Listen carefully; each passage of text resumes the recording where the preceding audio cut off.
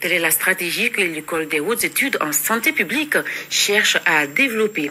Et la 17e édition des journées scientifiques de cette école s'est tenue à Sibi sur le thème « Science en action ».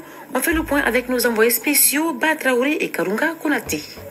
La 17e édition des journées scientifiques de l'IHSP, l'École des hautes études en santé publique à Sibi, une tradition respectée par les chercheurs, étudiants et cadres de l'administration de cette école. Cette rencontre est celle de l'innovation dans la recherche des solutions aux problèmes de santé publique au Mali. La science en action, c'est le thème que les organisateurs ont choisi pour cette édition. C'est un espace de formation, un espace de présentation des résultats de recherche et également un espace où nous disons qu'il y a différentes ressources, les ressources de la médecine traditionnelle et les ressources de la médecine conventionnelle qui peuvent converger, qui peuvent collaborer pour apporter la santé publique. De plusieurs scientifiques venant de l'épidémiologie, de la sociologie, des autres sciences de la santé, si vous voulez, pour réfléchir ensemble, pour poser un regard global sur la santé.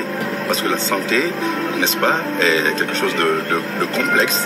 Il faudra plusieurs approches. Donc, nous avons initié cette journée scientifique à Sibi au Mali. Les journées sont marquées par des consultations médicales gratuites et des conférences débats sur la modernisation des questions relatives à la santé publique. C'est un événement scientifique, c'est un événement sanitaire, mais au-delà de tout ça, il y a un caractère socio-économique qui est là.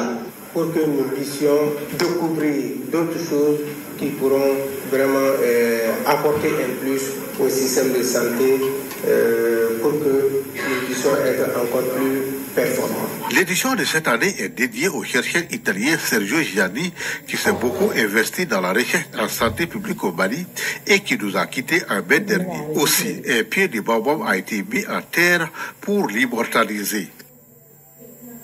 L'office